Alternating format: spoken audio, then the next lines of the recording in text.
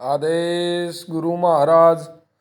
आदेश आदेश श्री नवनाथ सिद्ध 84। आदेश जी गुरु महाराज के सभी भक्तों व सेवकों को जी।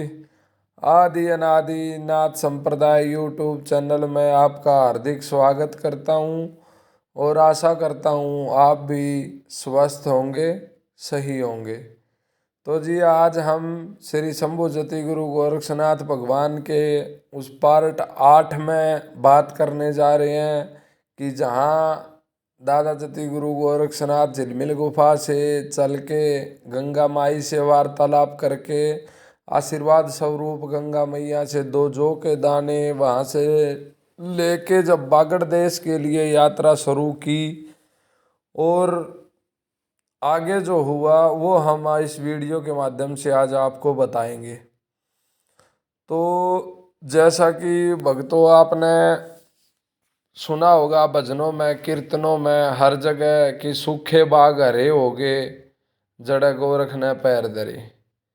तो जी ये बात बिल्कुल सत्य है, कहीं से भी इस बात में कोई भी झूठ नहीं है।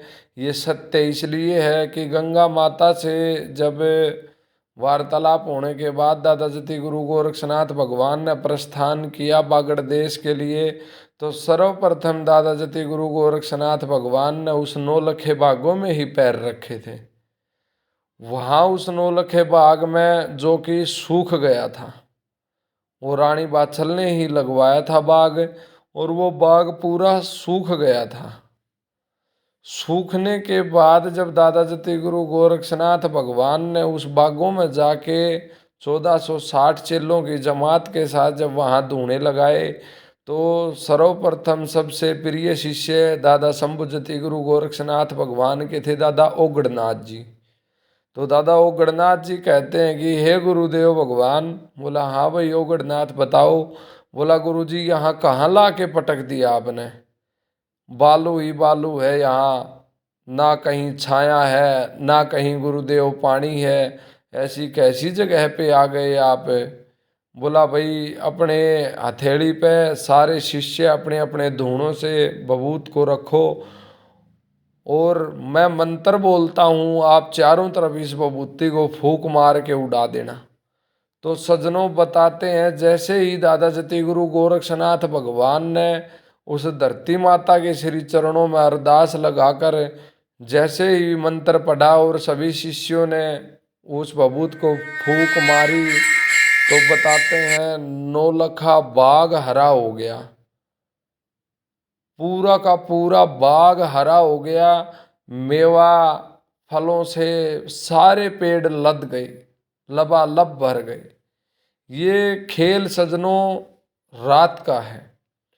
जब सुबह वो बांदी आई घर से माता बाछल के महल में जाने के लिए, तो उस माता बाछल को जाके उस बांदी ने बताया कि हे माता बाछल, बोली हाँ ये दासी, कि आपके भाग्य उदय हो चुके हैं।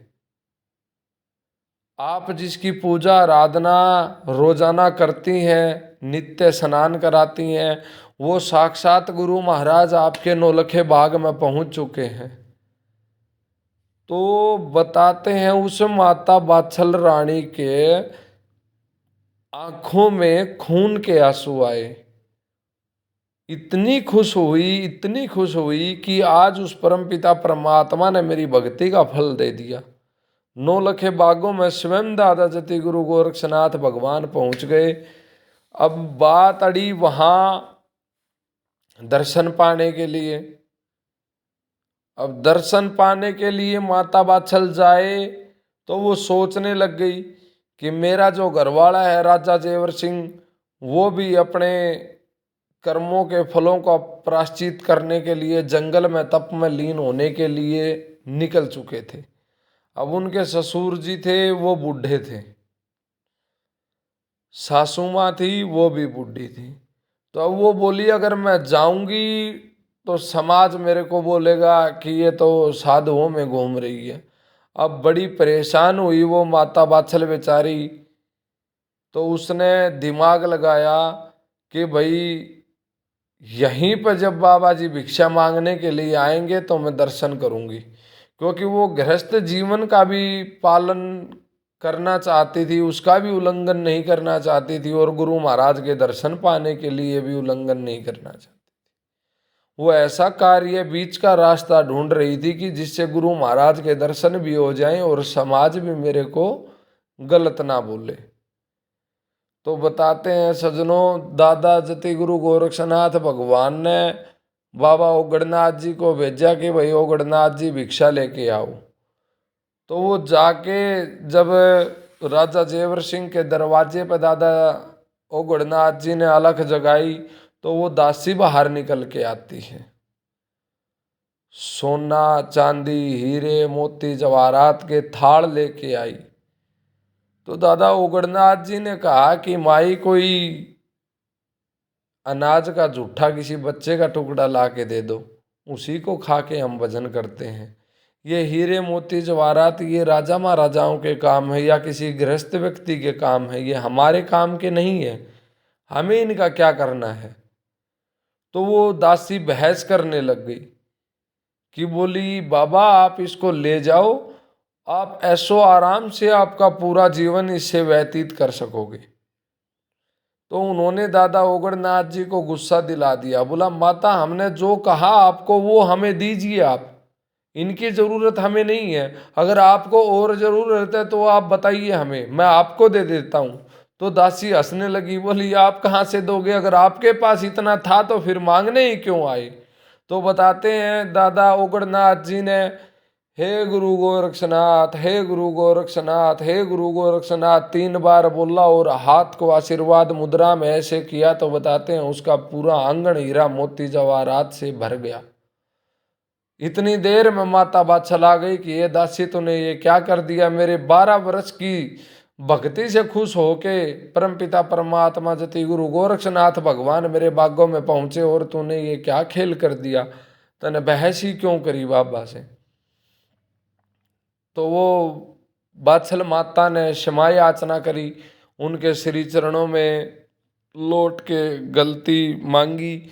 तो दादा ओगड़नाथ जी ने कहा कि हे माई गुरु महाराज आपका कल्याण करें, उनको क्षमा कर दिया। क्योंकि नाथ पंथ के योगी बहुत दयावान होते हैं, ये अपनी मेहर पल भर में इतनी अपने भगत पे बरसा देते हैं कि उसका कोई अंदाजा नहीं लगा सकता।